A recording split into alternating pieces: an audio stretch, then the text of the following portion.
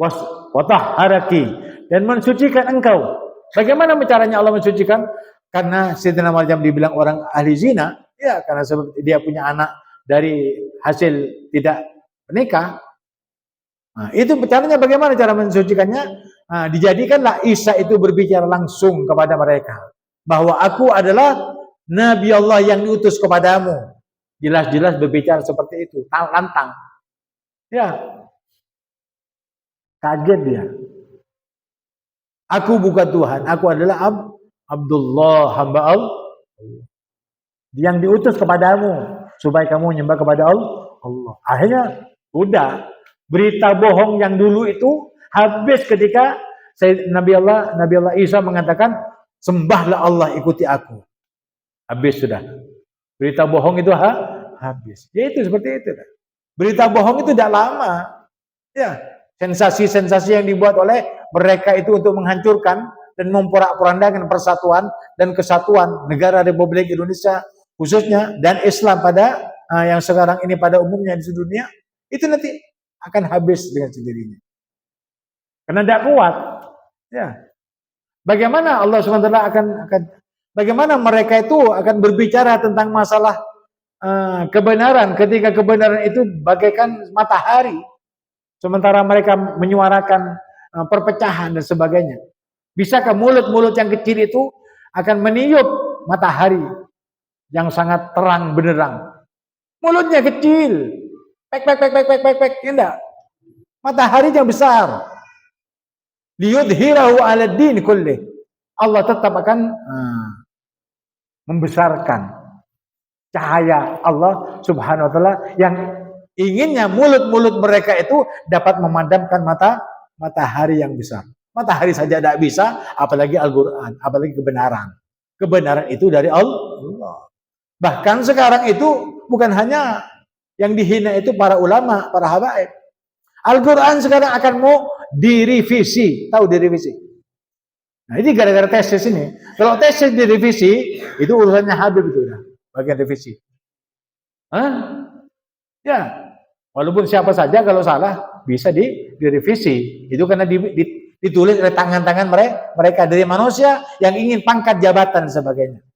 Tetapi ini Al-Quran kalamullah, bagaimana direvisi? Sampai kapan pun tidak ada revisi. Ingat itu ya, umumnya itu. Sampai kapan pun selama ada di dunia kamu ini dan Al-Quran tidak dicabut zatnya, maka Al-Quran tidak bisa direvisi. Ingat itu.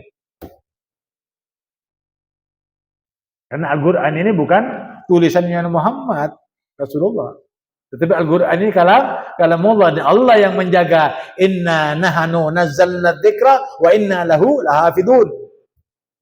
Sesungguhnya aku yang menurunkan Al-Quran, dan sesungguhnya aku pula yang menjaga keabsahannya, keasliannya sampai kapanpun saja. Akhir zaman kecuali ketika aku mencabut zatnya, maka tulisan ini akan menjadi hilang. Kalau manusia tidak bisa mencampuri sebagaimana mereka para Nasrani dan Yahudi mencampuri Taurat, Injil dan Zabur, tapi Al-Quran ada jaminan. Oleh karena itu Habib tekankan revisi untuk Al-Quran itu hanya mimpi saja bagi mereka yang ingin merusak Al-Quran. Dan mimpi ya tidak akan seperti itulah, tidak akan nyata. Ya, kadang-kadang sekarang kita harus bermimpi yang mewah-mewah supaya kita menjadi kaya. Bukan mimpi kerja kalau berkaya. Jangan mimpi kalau jahil. Iya enggak? Seperti itulah. Ya. Kadang-kadang pemuda-pemuda ingat mimpi itu jangan kalau mengharap itu ya jangan minta penghasilan 1 juta sebulan. Ya, mintalah 1 miliar satu hari. Mimpi seperti itu. Ya. Kalau mimpi itu tidak ada ternyata. Kenapa? Karena dia tidur. Kalau tidur bisa dapat. Nggak bisa. Ini kadang-kadang pernyataan seperti ini, pernyataan yang membahlulnya enggak. Karena hayalan saja. Jangan menghayal. Ini nyata. Jadi Allah mensucikan Sayyidatina Maryam ini karena pilihan Allah. Wastafaki. Ya. Dan juga membesarkan, memuliakan. Dimuliakan itu Sayyidatina Maryam. Dimuliakan kenapa? Dia bukan daripada anak zina, haram jadah maksudnya. Ya. Dan Nah, Sayyidatina Maryam itu ya ala nisa'il alamin. Perempuan termasuk perempuan yang paling mulia di jajaran semua manusia perempuan di seluruh alam semesta.